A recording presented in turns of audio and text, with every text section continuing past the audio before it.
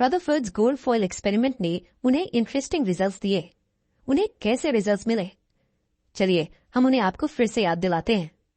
उन्होंने देखा कि ज्यादातर fast moving alpha particles foil से सीधे पास होते हुए डिटेक्टर से टकरा गए, लेकिन कुछ पार्टिकल्स छोटे एंगल से डिफ्लेक्ट हो गए थे और आखिर में वो चौंक गए जब उन्होंने देखा कि कुछ अल्फा पार्टिकल्स रिबाउंड भी हुए।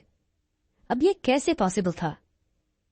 इन 3 ऑब्जर्वेशंस ने रदरफोर्ड को सोचने पर मजबूर कर दिया कि प्लम पुडिंग मॉडल पूरी तरह सही नहीं है।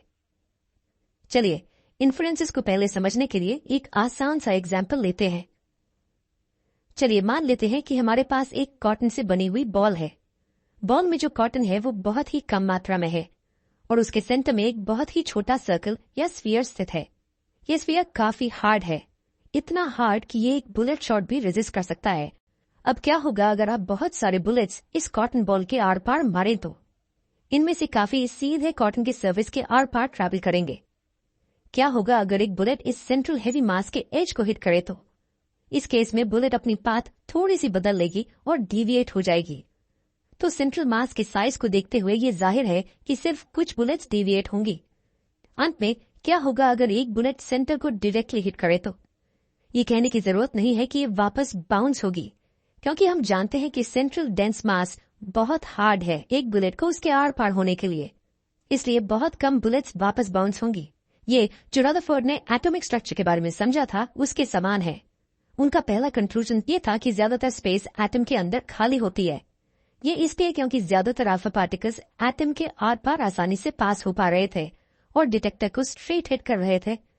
अब अगर ज्यादातर स्पेस एटम के अंदर खाली है तो पॉजिटिव चार्ज कहाँ स्थित है? खैर ये दूसरा कंक्लूजन है। पॉजिटिव चार्ज एक छोटी सी एंटिटी में कॉम्पैक्ट रूप से पैक होता है। ये एटम के अंदर एक बहुत ही छोटी स्पेस ऑक्यूपाई करता है। अब उन्होंने ऐसा क्यों सोचा? चलिए हमारे कॉटन बॉल और बुलेट एग्जाम्पल पर वापस चलते हैं। क्या आपको दूसरा और तीसरा केस याद आ रहा है? जी हाँ, बुलेट एज पर एक छोटे से स्फीयर को हिट करने के बाद डिविएट होती है और वो रिबाउंड होगी जब वो सेंटर को हिट करेगी। सेम एक्सप्लेनेशन इसके लिए भी सही है। थोड़े से अल्फा पार्टिकल्स डिविएट होते हैं, इसका मतलब कि यहाँ पॉसिबिलिटी है कि ये पॉजिटिव सेंटर के एज को हिट करे। हाँ, और एक और पॉसिबिलिटी ये है कि वो डिविएट होते हैं क्योंकि पॉजिटिव सेंटर अल्फा पार्टिकल्स को रिपेल करता है, क्योंकि वो भी पॉजिटिवली चार्ज्ड है और एक बहुत कम मात्रा में अल्फा पार्टिकल्स रिबाउंड हुए। इसका मतलब कि यहाँ पॉसिबिलिटी है कि इन अल्फा पार्टिकल्स ने पॉजिटिव सेंटर को डायरेक्टली हिट किया होगा। लेकिन क्योंकि इन रिबाउंडिंग पार्टिकल्स की मात्रा बहुत छोटी है, ये एक्सप्लेन करता है कि पॉजिटिव सेंटर जो वॉल्यूम ऑक्यूपाई करता है वो बहुत ही छोटी है। अगर स्पेस जो ऑक्यूपाई की गई है वो बड़ी होती तो बाउंस करने वाले अल्फा पार्टिकल्स की मात्रा ज्यादा होती। तो मान लेते हैं कि ये फॉइल में गोल्ड पार्टिकल्स हैं। उन्होंने देखा कि ज्यादातर रेज एटम्स के आर पार पास होती हैं। कुछ रेज अपना पाथ बदल लेती हैं और डिफ्लेक्ट हो जाती हैं। अंत में बहुत कम पार्टिकल्स वापस बाउंस होते हैं। इन रिजल्ट्स के कारण रदरफोर्ड एक नए न्यूक्लियर मॉडल के साथ आए। चलिए उनके द्वारा आगे रखे गए हाइपोथेसिस को देखते हैं।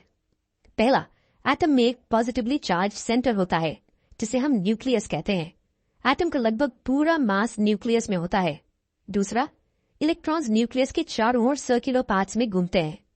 तीसरा, न्यूक्लियस का साइज एटम के साइज की तुलना में बहुत ही छोटा होता है। लेकिन थियोरेटिकली इन हाइपोथेसिस में बहुत सारी खामियां थी। चलिए अगले वीडियो में रदरफोर्ड के हाइपोथेसिस के ड्रॉबैक्स को देखते हैं और इन दूसरे साइंटिस्ट नील्स बोर द्वारा एटॉमिक स्ट्रक्चर के एक्सप्लेनेशन को अगले वीडियो में देखेंगे।